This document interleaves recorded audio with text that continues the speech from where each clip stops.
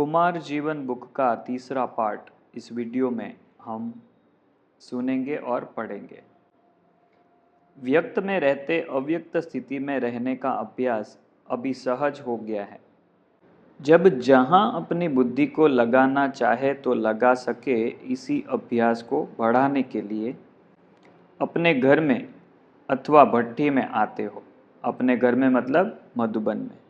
तो यहाँ के थोड़े समय का अनुभव सदा काल बनाने का प्रयत्न करना है। यहाँ के थोड़े समय का अनुभव सदा काल बनाने का प्रयत्न करना है। जैसे यहाँ भट्ठी व मधुबन में चलते फिरते अपने को अव्यक्त फरिश्ता समझते हो, वैसे कर्म क्षेत्र व सर्विस भूमि पर भी वह अभ्यास अपने साथ ही रखना है। एक बार किया हुआ अनुभव कहाँ भी याद कर सकते हो। एक बार अनुभव कर लिया, वो कहीं पर भी आप बुद्धि से याद कर सकते हो। तो यहाँ का अनुभव वहाँ भी याद रखने से व यहाँ की स्थिति में वहाँ भी स्थित रहने से बुद्धि को आदत पड़ जाएगी। जैसे लौकिक जीवन में न चाहते हुए भी आदत अपनी तरफ खींच लेती है। लौकिक जीवन में न चाहते हुए भी आदत होती है, वह अपनी तरफ खींच लेती है। वैसे ही अव्यक्त स्थिति में स्थित होने की आदत बन जाने के बाद यह आदत स्वतः ही अपने तरफ खींचेगी। इतना पुरुषार्थ करते हुए कई ऐसी आत्माएं हैं जो अब भी यही कहती है कि मेरी आदत है। इतना पुरुषार्थ करते हैं फिर भी क्या कहते हैं कि यह कहती है कि यह मेरी आदत है। कमजोरी क्यों है? क्रोध क्यों किया? कोमल क्यों बने? कहेंगे मेरी आदत है। ऐसे जवाब अभी भी देते हैं। तो ऐसे ही यह स्थिति व इस अभ्यास की आदत बन जाए तो फिर न चाहते हुए भी यह अव्यक्त स्थिति की आदत अपने तरफ आकर्षित करेगी। ऐसे ही यह स्थिति व इस अभ्यास की आदत बन जाए तो फिर न चाहते हुए भी यह अव्यक्त स्थिति की आदत अपने तरफ आकर्षित करेगी।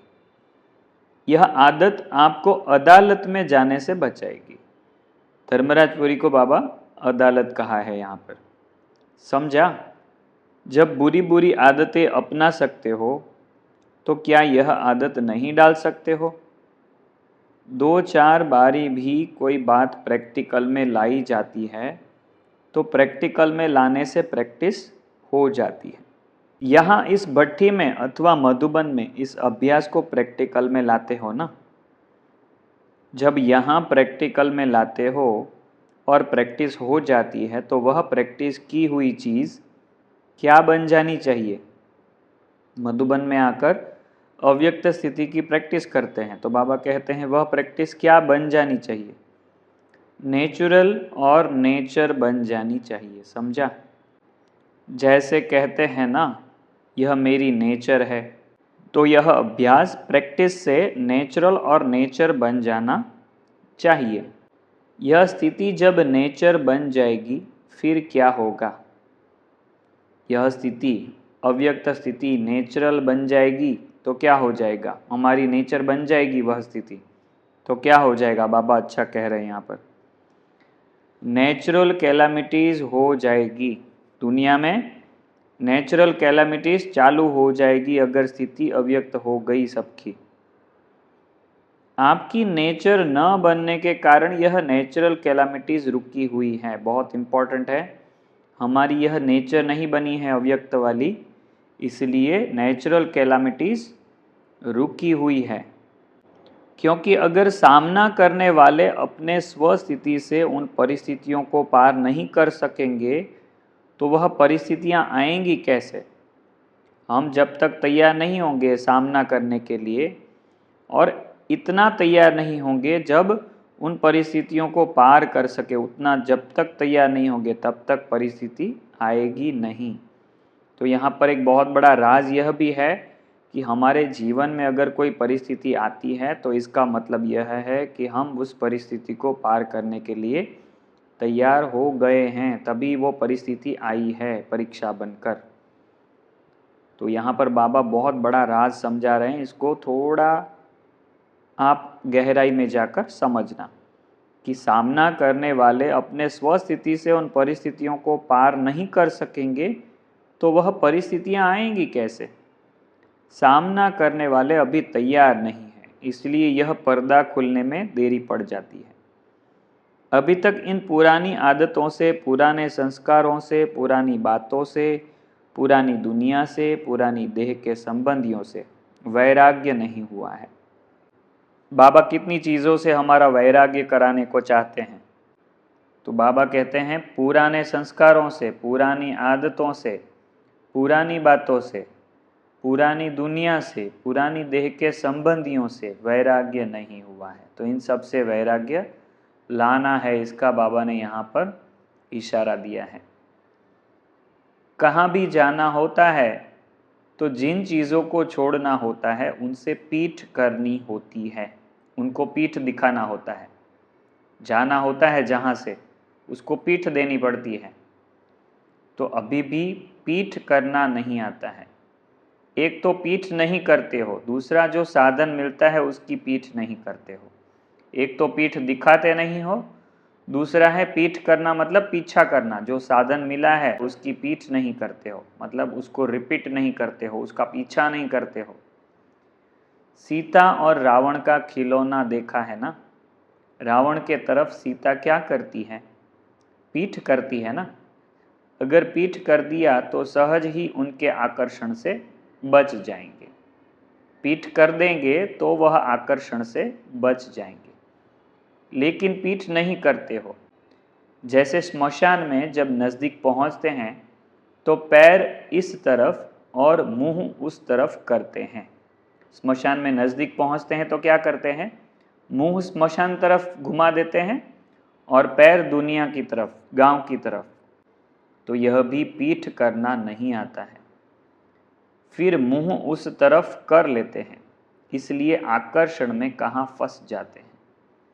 तो दोनों ही प्रकार की पीठ करने नहीं आता है।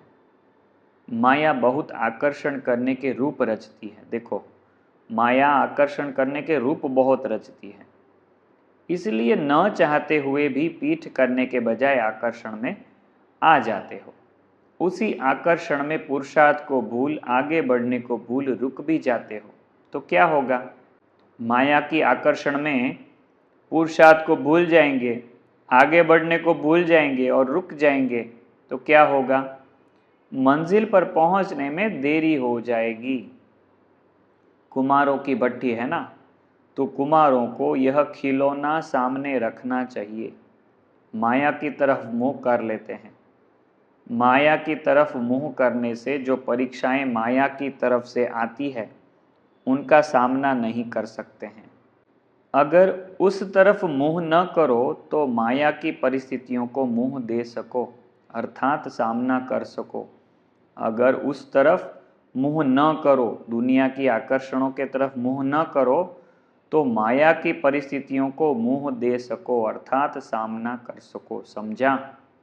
कुमारों का सदा प्योर और सतोगुणी रहने का यादगार कौन सा है? अभी टॉपिक थोड़ा चेंज हो गया। कुमारों का सदा प्योर और सतोगुणी रहने का यादगार कौन सा है मालूम है? सनत कुमार। उन्हों की विशेषता क्या दिखाते हैं? उन्हों को सदैव छोटा कुमार रूप ही दिखाते हैं। कहते हैं उन्हों की सदैव 5 वर्ष की आयु रहती है। यह प्यूरिटी का गायन है। जैसे 5 वर्ष का छोटा बच्चा बिल्कुल प्योर रहता है ना, संबंधों के आकर्षण से दूर रहता है।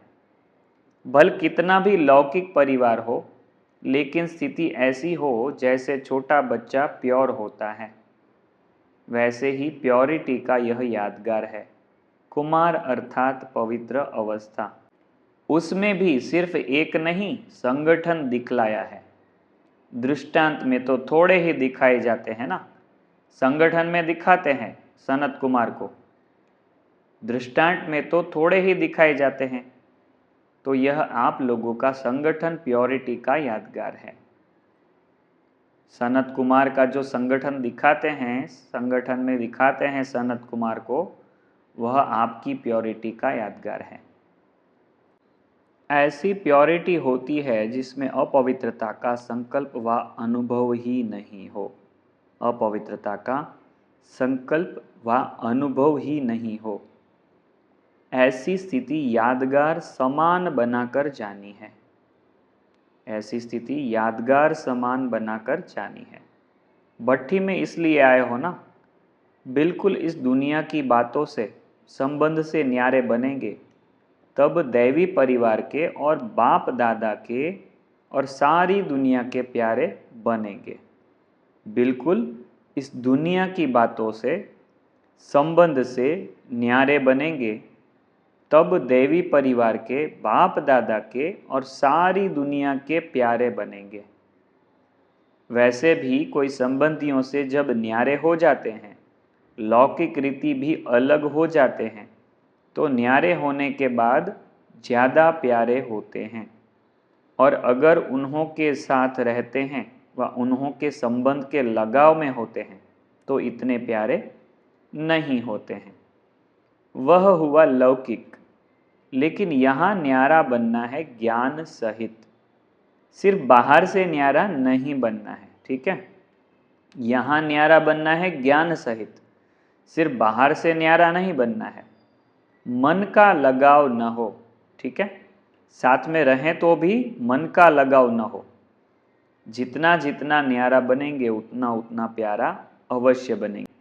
मन से न्यारा बनेंगे तो जितना न्यारा वह बनेंगे मन से, उतना प्यारा अवश्य बनेंगे।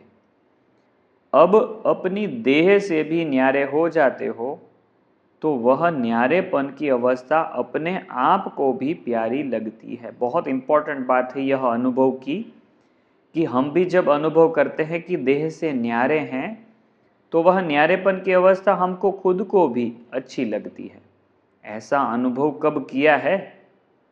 जब अपने न्यारेपन की अवस्था अपने को भी प्यारी लगती है, तो लगाव से न्यारी अवस्था प्यारी नहीं लगेगी। जब अपनी न्यारेपन की अवस्था अपने को भी प्यारी लगती है, तो लगाव से न्यारी अवस्था प्यारी नहीं लगेगी। जिस दिन देह में लगाव होता है, न्यारापन नहीं होता है, तो अपने आप को भी प्यारे नहीं लगते हो, परेशान होते हो।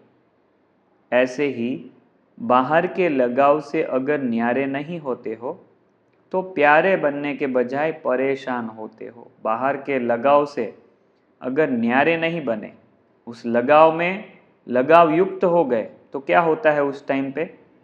प्यारे बनने के बजाय परेशान होते हो। यह अनुभव तो सभी को होगा, सिर्फ ऐसे अनुभव सदाकाल नहीं बना सकते हो। ऐसा कोई है जिसने इस न्यारे और प्यारेपन का अनुभव नहीं किया हो? अपने को योगी कहलाते हो। जब अपने को सहज राजयोगी कहलाते हो, तो यह अनुभव नहीं किया हो, यह हो नहीं सकता। नहीं तो यह टाइटल अपने को दे नहीं सकते हो। योगी अर्थात यह योग्यता है, तब योगी है। न्यारा होने की योग्यता है, तब योगी कहलाते हो। नहीं तो फिर अपने परिचय में यह शब्द नहीं कह सकते हो कि हम सहज राजयोग की पढ़ाई के स्टूडेंट हैं। स्टूडेंट तो हो ना। स्टूडेंट को पढ़ाई का अनुभव न हो, यह हो नहीं सकता। हाँ, यह जरूर है कि इस अनुभव को कहाँ तक सदाकाल बना सकते हो व अल्पकाल का अनुभव करते हो, यह फर्क हो सकता है। लेकिन जो पुराने स्टूडेंट्स हैं, उन्हों का अनुभव अल्पकाल नहीं होना चाहिए। पुराने स्टूडेंट है, उन्हों का अनुभव अल्पकाल का नहीं होना चाहिए। अगर अब तक अल्पकाल का ही अनुभव है, तो फिर क्या होगा? संगम युग का वर्षा और भविष्य का वर्षा दोनों ही अल्प समय प्राप्त होगा। समझा? जो पूरा समय वर्षा प्राप्त करने का है, वह नहीं कर सकेंगे, अल्प समय करेंगे। तो इसी में ही संतुष्ट हो क्या? आज कुमारों की भट्ठी का आरंभ है ना। भट्ठी का आरंभ अर्थात पकने का आरंभ। कोई स्वाहा होगा, कोई भट्ठी में पकेगा, कोई प्योरिटी का संकल्प दृढ़ करेगा, यहाँ तो करने लिए ही आए हो ना। अब देखना है कि जो कहा वह किया। यह जो ग्रुप है वह पूरा माया से इनोसेंट और ज्ञान से सेंट बनकर जाना। माया से इनोसेंट मतलब माया की खबर ही न हो कि माया क्या होती है, उसको बोलते हैं माया से इनोसेंट।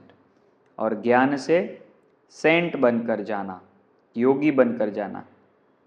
जैसे सतयुगी आत्माएं जब यहाँ आती है तो विकारों की बातों की नॉलेज से इनोसेंट होती है।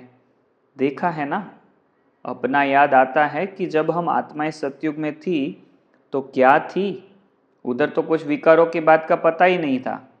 इसलिए बाबा याद कराते हैं कि सतयुग में हम आत्माएं क्या थी, याद आता है। माया की नॉलेज से इनोसेंट थी, याद है। अपने वह संस्कार स्मृति में आते हैं, वह सुना हुआ है इसलिए समझते हो। जैसे अपने इस जन्म में बचपन की बातें स्पष्ट स्मृति में आती है, वैसे ही जो कल के आपके संस्कार थे वह कल के संस्कार आज के जीवन में संस्कारों के समान स्पष्ट स्मृति में आते हैं। वह स्मृति में लाना पड़ता है। बहुत इंपॉर्टेंट बातें पूछ रहे बाबा कि जैसे इस जन्म के जो संस्कार हैं वो तो याद आते हैं, स्पष्ट स्मृति में आते हैं कि हमारे संस्कार ऐसे थे। वैसे ही जो कल के आपके संस्कार थे, कल के मतलब सतयुग के, कल के आपके संस्कार थे वह कल के संस्कार आज के जीवन में संस्कारों के समान स्पष्ट स्मृति में आते हैं। वह स्मृति में लाना पड़ता है।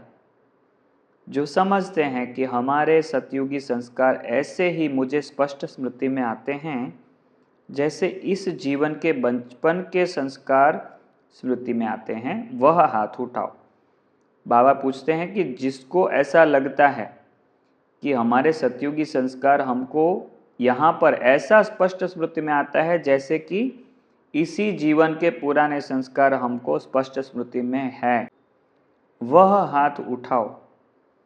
यह स्पष्ट स्मृति में आना चाहिए। साकार रूप में ब्रह्मा बाबा में स्पष्ट स्मृति में था ना। यह स्मृति तब होगी जब अपने आत्मिक स्वरूप की स्मृति स्पष्ट और सदा काल रहेगी। बहुत इंपॉर्टेंट बात है। यह स्मृति तब होगी जब अपने आत्मिक स्वरूप की स्मृति स्पष्ट और सदा काल रहेगी।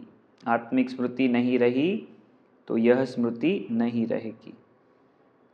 तो फिर यह स्मृति भी स्पष्ट और सदाकाल रहेगी। आत्मिक स्मृति होगी तो यह स्मृति सदाकाल और स्पष्ट रहेगी। हमारे क्या क्या संस्कार है और कैसे संस्कार थे हमारे सतयुग में, वह सब एकदम क्लियर याद आएगा।